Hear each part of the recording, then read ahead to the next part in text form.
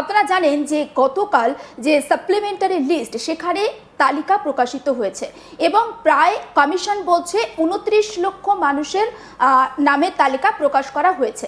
যদিও এখনো পর্যন্ত রাজ্য সরকারের তরফ থেকে কত লোকের নাম প্রকাশ করা হয়েছে সেটা স্পষ্ট নয়।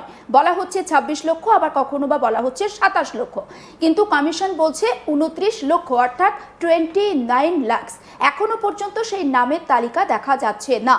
অন্যদিকে এসআইআর এর শুনানিতে আমরা দেখেছিলাম 58,20,899 জন, অর্থাৎ প্রায় 60 লক্ষের মতো মানুষের নাম বাদ পড়েছিল। এই মানুষজন তারা কি ভোট দিতে পারবেন? এটাই ছিল একটা বড় প্রশ্ন। এবং এসআইআর যখন চলছিল তখন কতটা আতঙ্কিত ছিল মানুষজন সেটাও প্রত্যেকটা মুহূর্তের আপডেট আপনাদের কাছে পৌঁছে দিয়েছি। আর এবারে একেবারে সুপ্রিম কোর্ট অর্থাৎ দেশের শীর্ষ আদালতে ঠিক কী চলছে এসআইআর সংক্রান্ত বিষয় সেটা নিয়েই একেবারে লাইভ ডিসকাশন করব আপনাদের সঙ্গে। আর এই আলোচনায় আমার সঙ্গে রয়েছেন আমার কলিগ কৌশিক। আমি প্রথমেই কৌশিকের কাছে আসতে চাই। কৌশিক, এই যে এসআইআর সংক্রান্ত বিষয়টা নিয়ে সুপ্রিম কোর্টে সওয়াল জবাব চলছে এবং সুপ্রিম কোর্টও একাধিক বিষয়ে রাজ্য সরকারকে তোপ দাগছে, এমনকি এই প্রশ্নটাও উঠেছে যে পশ্চিমবঙ্গের পরিস্থিতি ভালো নয়, এটা শীর্ষ আদালত বলছে। কৌশিক, দেখো, শীর্ষ আদালত প্রথমেই আজকে যখন শুনানি শুরু হয় তখন স্পষ্টতই শীর্ষ আদালত জানিয়ে দেয় যে পশ্চিমবঙ্গের পরিস্থিতি একটি চ্যালেঞ্জ। প্রত্যেক ভোটারের ভোটাধিকার যাতে লঙ্ঘিত না হয় সেই বিষয়টির প্রতি অতিরিক্ত মনোযোগ দিয়েছে শীর্ষ আদালত। তারা আজকের শুনানিতে কিন্তু কোনো রকম চূড়ান্ত সিদ্ধান্তে আসেনি।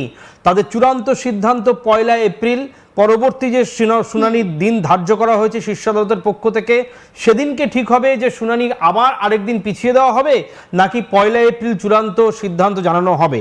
কারণ তুমি দেখো, এখানে কিন্তু মেনকা গুরুস্বামী তিনিও ছিলেন, রাজ্যের হয়ে যিনি লড়ছিলেন, কল্যাণ বন্দ্যোপাধ্যায় ছিলেন। মেনকা গুরুস্বামী তিনি জানিয়েছেন যে সময় চেয়েছেন, কিন্তু বিচারপতি বাগচি তিনি স্পষ্টতই জানিয়েছেন যে পশ্চিমবঙ্গের এই পরিস্থিতি খুব চ্যালেঞ্জিং, গোটা দেশের কোথাও এমন পরিস্থিতি হয়নি। তখন কল্যাণ বন্দ্যোপাধ্যায় দেশের শীর্ষ আদালতের আইনজীবীকে বলেন যে লজিক্যাল ডিসক্রিপেন্সি দেশের কোনো রাজ্যে হয়নি যেটা পশ্চিমবঙ্গে হয়েছে। তখন শীর্ষ আদালত জানিয়েছে যে তারা নিজেদের মধ্যে তাদের যে বেঞ্চ, সেই বেঞ্চ পুরো বিষয়টি পর্যালোচনা করেছে এবং পর্যালোচনা করার পরে তারা সিদ্ধান্ত নিয়েছে যে আজকেই কোনো চূড়ান্ত বিষয় নিয়ে আলোচনা করার সময় হয়নি। কারণ পশ্চিমবঙ্গে যে বিষয়টি ঘটেছে সেটা হচ্ছে গতকাল মধ্যরাতে 29 লক্ষ কমিশন বলছে, সেটা কমিশনের পক্ষ থেকে স্পষ্ট করা হয়েছে 29 লক্ষ যে তালিকা, অতিরিক্ত তালিকা দেওয়া হয়েছে, কিন্তু বাস্তবে কি দেখা যাচ্ছে 26 কিংবা 27 লক্ষ একদম। এবং তার থেকে বড় কথা, সেই তালিকা কিন্তু কারোর ওয়েবসাইট থেকে খোলা যাচ্ছে না, এটাও কিন্তু জানানো হয়েছে দেশের শীর্ষ আদালতকে। এই বিষয়গুলি পুরোটা পর্যালোচনা করে দেশের শীর্ষ আদালত সিদ্ধান্ত নিয়েছে আগামী মাসের 1 তারিখে, পরের মাসের 1 তারিখে আবার শুনানি হবে এবং সেখানে পশ্চিমবঙ্গের এই চ্যালেঞ্জিং কঠিন পরিস্থিতিতে যারা যোগ্য ভোটার তাদের ভোটাধিকার কিভাবে সুরক্ষিত রাখা যায় সেই বিষয়টি নিয়ে আবার পর্যালোচনা করা হবে দেশের শীর্ষ আদালতের পক্ষ থেকে। এবং তারা আজকে মূলত জানিয়েছেন যে তাদের কর্তব্য হচ্ছে প্রত্যেক ভোটার যাতে ভোটদান করতে পারে এবং গণতান্ত্রিক ভোট প্রক্রিয়ায় তারা যাতে অংশগ্রহণ করতে পারে সেটাকে সুনিশ্চিত করা। এবং কিছু আপডেট অবশ্যই আমি আসবো কৌশিক, বেশ কিছু আপডেট পরপর আসছে। আমি একটু দর্শকদের জানিয়ে দিতে চাই যে আজকে সুপ্রিম কোর্টে এই এসআইআর সংক্রান্ত মামলা সওয়াল জবাবে ঠিক কোন কোন বিষয় উঠে আসে। প্রধান বিচারপতি, তিনি কোর্টের প্রধান বিচারপতি বলছেন যে আমাদেরকে বারবার চিঠি বা বার্তা পাঠানো হচ্ছে।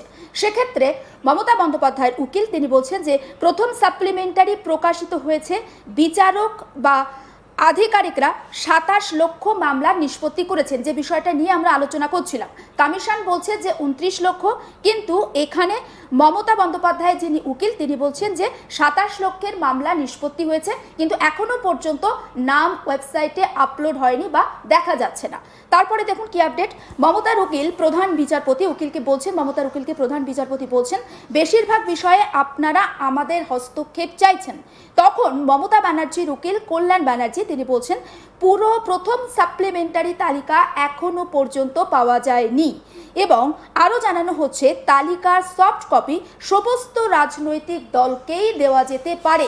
এটা একটা যথেষ্ট তাৎপর্যপূর্ণ পয়েন্ট মনে হচ্ছে কৌশিক, সমস্ত রাজনৈতিক দলকে সফট কপি দেওয়া যেতে পারে। যদি না দেওয়া হয় তাহলে কিন্তু বিভিন্ন রাজনৈতিক দল বিভিন্নভাবে প্রশ্ন তুলতে পারে। এবং দেখো সেই প্রশ্ন যাতে তোলার কোনো রকম সুযোগ না থাকে, কমিশনের নিরপেক্ষতা এবং দেশের শীর্ষ আদালতের তার উপরে ভরসা রেখে যাতে মানুষ পরবর্তী পদক্ষেপ করতে পারে, অর্থাৎ যারা রাজনৈতিক দল তারা যাতে তাদের রাজনৈতিক পদক্ষেপগুলো করতে পারে এবং দেশের শীর্ষ আদালতের উপরে যথেষ্ট আস্থা ভরসা রেখে তারা যাতে এগোতে পারে, সেই কারণে বিচারপতি জয়মাল্য বাগচি আজকে একটি কথা বারবার মনে করিয়ে দিয়েছেন কল্যাণ বন্দ্যোপাধ্যায় এবং মেনকা গুরুস্বামীকে। তিনি স্পষ্টই জানিয়েছেন যে এসআইআর এর পক্ষে যে নাম বাদ যাচ্ছে, এই যে একটা অভিযোগ তোলা হচ্ছে, এটা কিন্তু গোটা দেশের অন্যান্য রাজ্যের ক্ষেত্রে প্রাসঙ্গিক নয়, অনেক ক্ষেত্রে নাম যুক্তও হচ্ছে।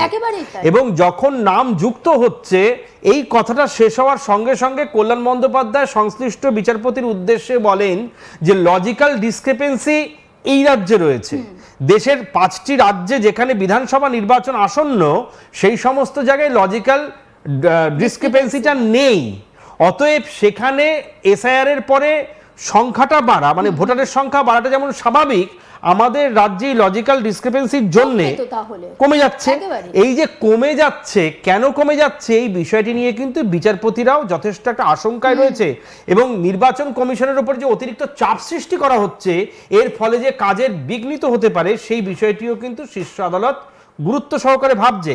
তারা বলছে আপনারা সহযোগিতা করুন কমিশনকে, যাতে সংশ্লিষ্ট দিনের মধ্যে পুরো প্রক্রিয়াকে সম্পন্ন করা যায়। যদিও মেনকা গুরুস্বামী বলছে যে না, এর মধ্যে মানে 6 তারিখে মনোনয়নপত্র, তার আগে পর্যন্ত এই কাজটি করা যেতে পারে, কিন্তু যেদিকে এগোচ্ছে তাতে কিন্তু মনে হয় না 6 তারিখের মধ্যে সম্পূর্ণটা কমপ্লিট হবে। সেখান থেকে দাঁড়িয়ে নির্বাচন কমিশনের এইখান থেকে না করে দেওয়া হয়, সেই কারণে অতিরিক্ত সময় চাওয়া হচ্ছে রাজ্যের যে আইনজীবী রয়েছে, অর্থাৎ মেনকা গুরুস্বামীর পক্ষ থেকে অতিরিক্ত সময় চাওয়া হচ্ছে। কিন্তু এটা কি করে সম্ভব?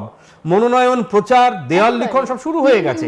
শীর্ষ আদালত তার নির্দিষ্ট সীমারেখার মধ্যে থেকে তিনি যাতে প্রত্যেক ভোটার ভোট দিতে পারে, কোনো রকম অপ্রীতিকর পরিস্থিতি যাতে তৈরি না হয়, এই প্রচন্ড চ্যালেঞ্জিং পরিস্থিতিতেও যাতে পশ্চিমবঙ্গের ভোট ক্ষেত্রে কোন রকম রণক্ষেত্র তৈরি না হয়, কোন রকম অপ্রীতিকর পরিস্থিতি তৈরি না হয়, সেদিকে নজর রেখে কিন্তু দেশের শীর্ষ আদালত জানাচ্ছে যে আমরা আরো বেশি পর্যালোচনা করব, আরো বেশি আলাপ আলোচনা করব করে 1 এপ্রিল পরবর্তী শুনানির ডেট দিয়েছে।